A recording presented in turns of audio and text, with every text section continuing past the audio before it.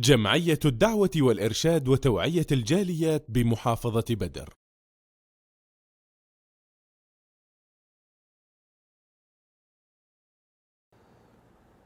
الحمد للہ رب العالمین والصلاة والسلام علی اشرف الانبیاء والمرسلین اما بعد۔ محترم سامعین و ناظرین، ہم اس موضوع کے اوپر بات کر چکے ہیں کہ میاں بیوی کے لیے اپنی خلوت کی باتوں کو بتانا، ان کو افشاں کرنا یہ حرام ہے اور گناہ کبیرہ ہے۔ مسلم کے اندر روایت موجود ہے، حضرت ابو سعید خدری رضی اللہ تعالیٰ عنہ اس حدیث کے راوی ہیں، فرماتے ہیں کہ اللہ کے رسول علیہ الصلاۃ والسلام نے فرمایا، قیامت والے دن اس شخص کے لیے بدترین مقام ہے جو اپنی خلوت کی باتیں اپنے دوستوں کو بتاتا ہے، اور اس عورت کے لیے بھی بدترین مقام ہے جو اپنی خلوت کی باتیں اپنی سہیلیوں کو بتاتی ہے۔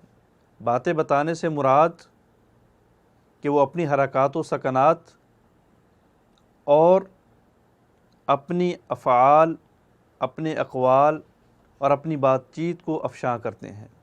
تو کیا کوئی ایسی صورت ہے جس صورت کے اندر میاں بیوی اپنی باتیں غیروں کو بتا سکیں؟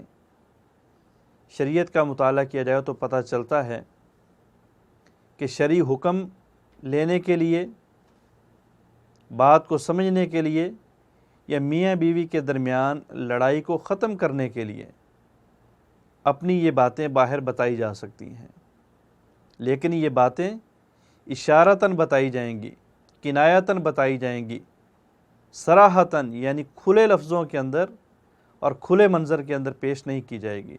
جس طرح کہ مسلم کے اندر روایت موجود ہے، ایک سائل نبی علیہ الصلوۃ والسلام کے پاس آیا اور آ کے سوال کیا کہ اللہ کے رسول، اگر خاوند اپنی بیوی سے جماع کرتا ہے، مجامعت کرتا ہے، ہم بستری کرتا ہے، نزول نہیں ہوتا، انزال منی نہیں ہوتا، تو کیا غسل فرض ہے؟ نبی علیہ الصلوۃ والسلام نے فرمایا، میں یہ کام کرتا ہوں اپنی اس بیوی کے ساتھ۔ حضرت عائشہ رضی اللہ تعالیٰ عنہا ساتھ بیٹھی تھیں۔ فرمایا، میں اپنی اس بیوی کے ساتھ یہ عمل کرتا ہوں اور ہم دونوں غسل کرتے ہیں۔ تو نبی علیہ السلام نے اپنی خلوت کی اس بات کو اس انداز میں اس لیے بیان کیا تاکہ سائل کی تسلی ہو جائے اور سائل کو، سوال کرنے والے کو اچھی طرح بات کی سمجھ آ جائے۔ حضرت رفاع رضی اللہ تعالی عنہ نے اپنی بیوی کو طلاق دے دی۔ حضرت عبد الرحمن بن زبیر نے ان سے شادی کر لی، تو ان کی بیوی شکایت لے کے حضرت عائشہ رضی اللہ تعالی عنہ کے پاس آتی ہیں۔ انہوں نے سبز رنگ کی اوڑھنی پہنی ہوتی ہے اور اپنا جسم دکھاتی ہیں کہ مار پیٹ کی وجہ سے، تشدد کی وجہ سے میرا جسم سارا سبز ہو گیا ہے۔ حضرت عائشہ رضی اللہ تعالی عنہ اس کی سائڈ لیتے ہوئے نبی علیہ الصلوۃ والسلام سے سفارش کرتی ہیں۔ حضرت عبد الرحمن بن زبیر کو جب پتہ چلتا ہے کہ میری بیوی شکایت لے کے جا چکی، تو حضرت عبد الرحمن بن زبیر بھی اپنے دوسری بیوی کے بیٹوں کے ساتھ حاضر ہوتے ہیں۔